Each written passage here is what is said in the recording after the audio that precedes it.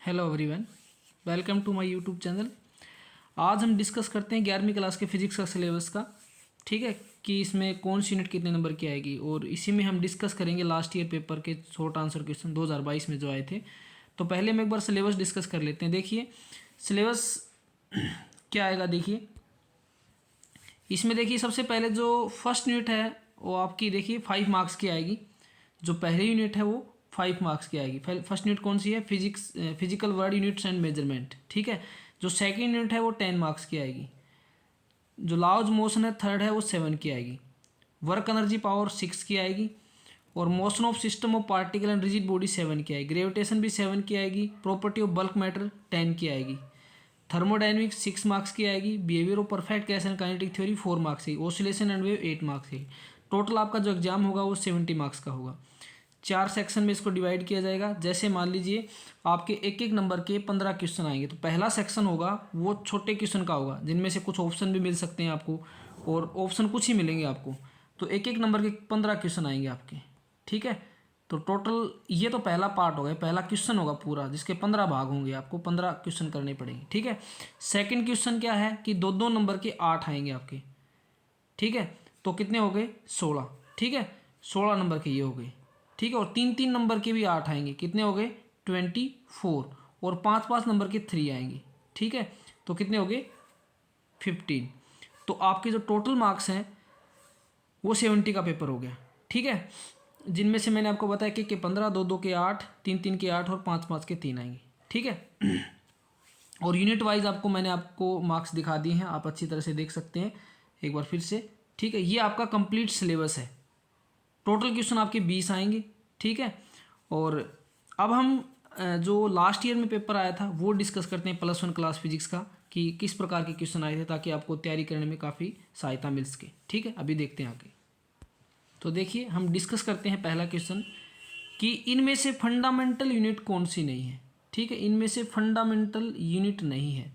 देखिए पहला क्वेश्चन ये है कि फंडामेंटल यूनिट, आपको पता है हमने फंडामेंटल क्वांटिटी पढ़ी है 7। ठीक है।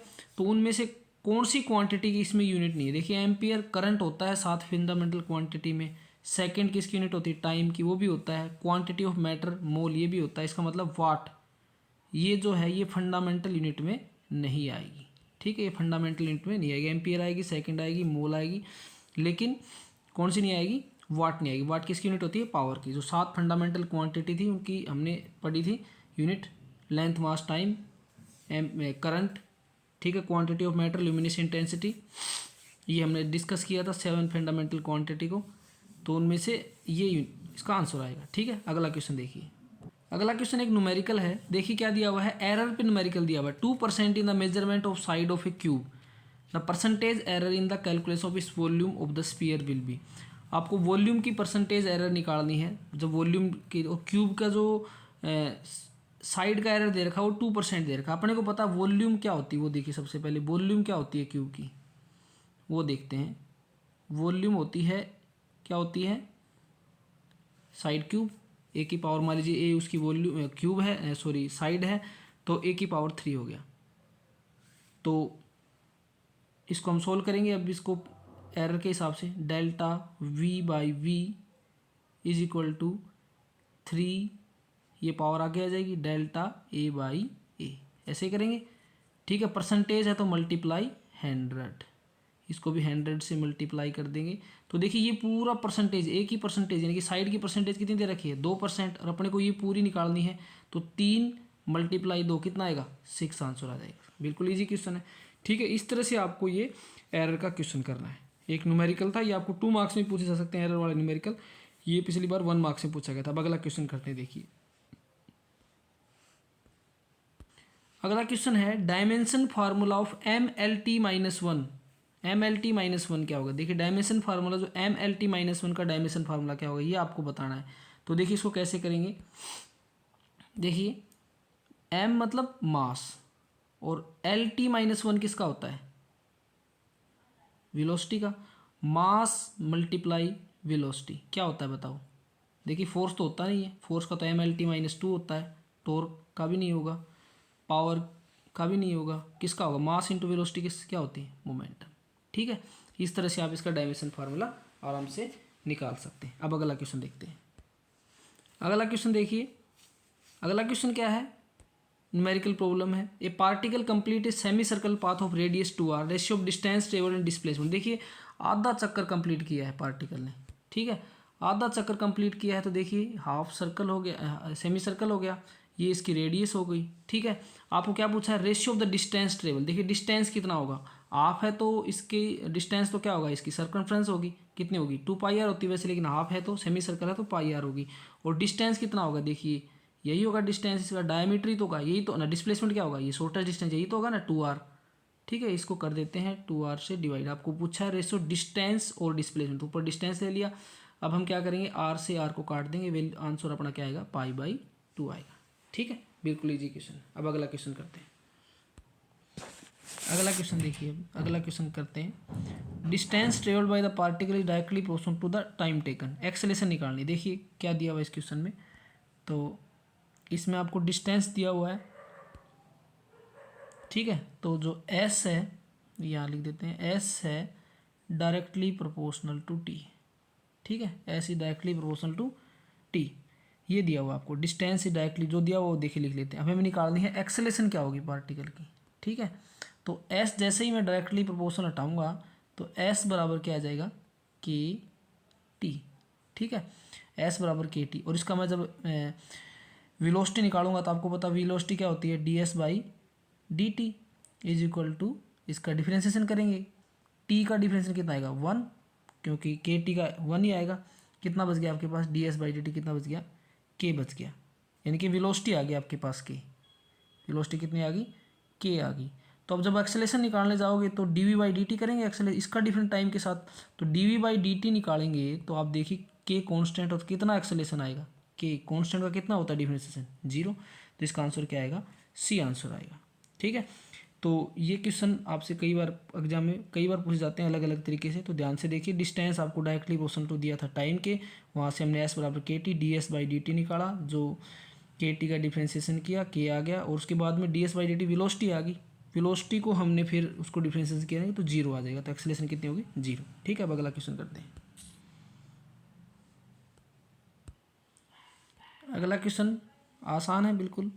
देखिए, a body of mass m is moving on a circle of radius r with uniform speed, centripetal force on body is, centripetal force कितना होगा आपको पता ही है, इसका तो क्या फार्मूला होता है सेंटीपिटल फोर्स का, mv²/r, ठीक है। अगला क्वेश्चन देखते हैं आप। देखिए अगला क्वेश्चन क्या है, which of the following is scalar quantity. देखिए इनमें स्केलर क्वांटिटी कौन सी है, तो स्केलर क्वांटिटी सबसे पहले देखिए डिस्टेंस स्केलर क्वांटिटी है, बिल्कुल सही है। Displacement is a vector quantity, ये स्केलर नहीं है, ये भी एक वेक्टर क्वांटिटी, फोर्स भी एक वेक्टर है, एक्सेलेरेशन भी नहीं है। इसका मतलब क्या होगा, आपका डिस्टेंस एक स्केलर क्वांटिटी होगा, ठीक है। Distance is a scalar quantity.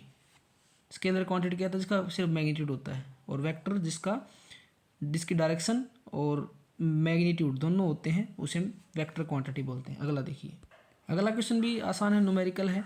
To object हैं A and B of mass 2 kilogram and 10 kilogram respectively are moving with same velocity, ratio of their momentum. देखिए वेलोसिटी सेम है, मोमेंटम क्या होता है, मास इंटू वेलोसिटी। तो पहले का momentum कितना होगा, देखिए पहले का मोमेंटम होगा m1 v, वेलोसिटी दोनों की सेम है, m2 v, दोनों का रेशियो ही तो निकालना है, v से v कट गया, वेलोसिटी तो सेम ही है।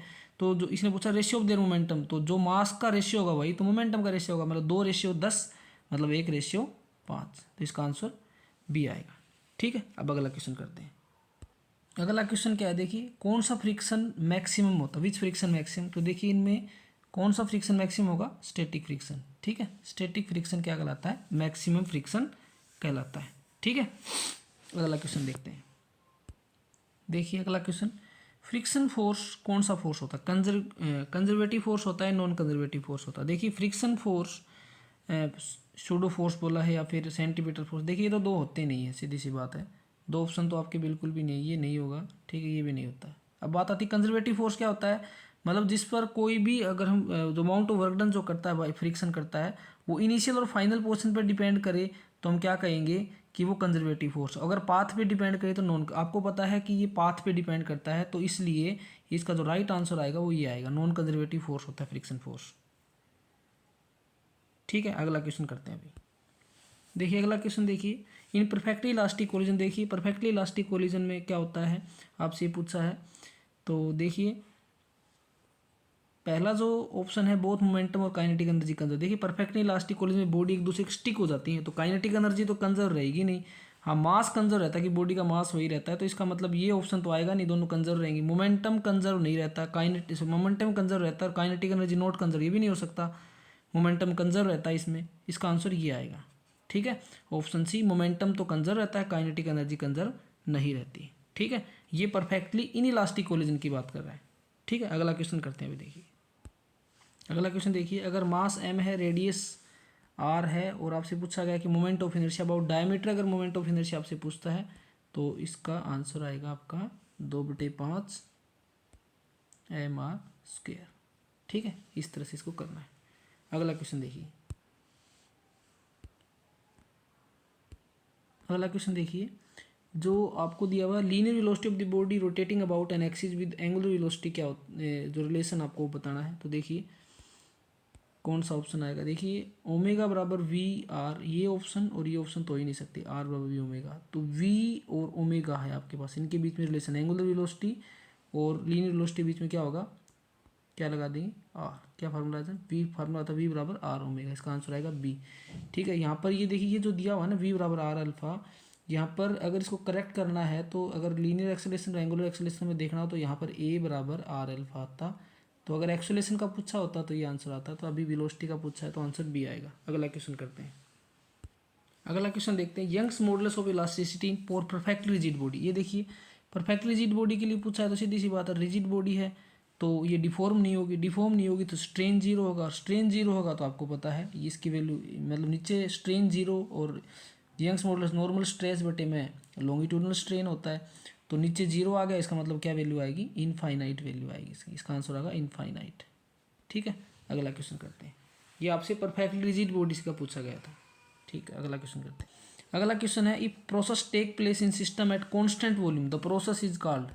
देखिए अगर कॉन्स्टेंट वॉल्यूम पे होता है तो आपको पता है, देखिए इसमें आइसोथर्मल तो क्या होता है कॉन्स्टेंट टेम्परेचर पर, एडियाबेटिक में न तो हीट एंटर करे न लीव करे उस टाइम पे होता है, और ये होता है कांस्टेंट प्रेशर पे। तो कौन सा ऑप्शन आएगा इसका, आइसोकोरिक। आइसोकोरिक में क्या होता है कांस्टेंट वॉल्यूम, आइसोथर्मल में कांस्टेंट टेम्परेचर, एडियाबेटिक में no heat enter no heat leave करेगी, कोई हीट एंटर नहीं करेगी लीव करेगी, आइसोबैरिक में कांस्टेंट प्रेशर पे। ठीक है, अगला क्वेश्चन करते हैं। अगला क्वेश्चन है, मीन काइनेटिक एनर्जी जो है वो एब्सोल्यूट टेम्परेचर टी पर किस तरह से डिपेंड करती है, कि प्रोपोर्शनल किसके प्रोपोर्शनल होती है, टी के एंड रूट टी के। तो इसका जो आंसर आएगा वो टी के प्रोपोर्शन होती है। ठीक है, टी के प्रोपोर्शन होती है, मीन काइनेटिक एनर्जी जो होती है वो टी के प्रोपोर्शन होती है। अगला क्वेश्चन करते हैं, अब 2 मार्क्स वाला क्वेश्चन करते हैं। देखिए एरर का क्वेश्चन है, मैंने बताया था एरर के ऊपर आपको 1 नंबर का न्यूमेरिकल भी मिला हुआ है, 2 नंबर में न्यूमेरिकल मिला हुआ है। इसको देखिए कैसे सोल्व करेंगे, आसान सा क्वेश्चन है। एक्स बराबर दिया हुआ आपको कितना दिया हुआ है, ए की पावर 3, ये दिया हुआ आपको ए की पावर 3, एक्स बराबर दिया हुआ ए की पावर 3 बी की पावर 2 बटे सी। तो हम इसका डेल्टा एक्स बाई वो निकालेंगे, पहले एरर से निकालेंगे तो कितना आएगा। देखिए पहले वही निकाला 3 delta A by A plus 2 delta B by B plus delta C by C. ठीक है, 100 से मल्टीप्लाई कर देंगे, उनकी परसेंटेज आ जाएगी। तो आपको ए की जो परसेंटेज दे रखी है वो 1% दे रखी है। अगर सीधे तरीके से निकालें तो 3 जो पावर है उसको 1 से मल्टीप्लाई कर दिया। ठीक है, प्लस 2 डेल्टा बी की दे रखी है, बी की परसेंटेज 2 है तो 2 दूनी 4 प्लस ये नीचे वाला भी ऊपर ही आता है, मैंने बताया ना गुणा में हो चाहे भाग में हो, डेल्टा सी बाई सी लिखें प्लस डेल्टा सी बाई सी कितनी दे रखी है 3। तो 3 और 4 7 और कितने हो गए 10। आप डायरेक्ट आंसर तो निकाल सकते 10% आएगा इसका। ठीक है, 3 गुणा में ए का 1%, बी का 2, 2 दूनी 4 और सी का 3% दे रखा है। और इसको तरीके से निकालेंगे तो देखिए पहले हम delta x by x multiply 100 ये निकालते हैं। तो मैंने बताया ना कि पावर आगे ले लेते हैं, 3 delta A by A 100 multiply plus 2 delta B by B जो पावर हो आगे ले लेते हैं प्लस, देखिए डिवाइड में हो तो भी ऊपर ही आएगा डेल्टा सी बाई, बीच में प्लस ही लगेगा delta C by C multiply 100 और यहाँ पर भी मल्टीप्लाई। देखो इनकी परसेंटेज दे रखी है 2, एक दे रखी सॉरी इसकी दे रखी है 2 और इसकी दे रखी है 3, तो आप इस तरह से भी कर सकते हैं। 3 अगर पेपर में अगर सोल्व करना आता है तो ऐसे करेंगे, अगर सीधा ऑप्शन में है तो आप इस तरह से भी कर सकते हैं। 3 गुणा में 1 ये दे रखा है, 2 ये दे रखा है और 3 ये। 3 2 दूनी 4 और 3 7, कितना हो गया 4, और 2 दूनी 4 3 7 और 3 10 आ गया। ठीक है, इस तरह से करना है। तो इसका मैं बी पार्ट जल्दी लेके आऊँगा। ठीक है, और आपके भी एग्ज़ाम बहुत ही नज़दीक हैं, तो आप इसको सोल्व करिए अच्छी तरह से। अगर कोई दिक्कत है तो आप कमेंट सेक्शन में कमेंट कर सकते हैं, और इस चैनल को लाइक एंड सब्सक्राइब जरूर करें। धन्यवाद।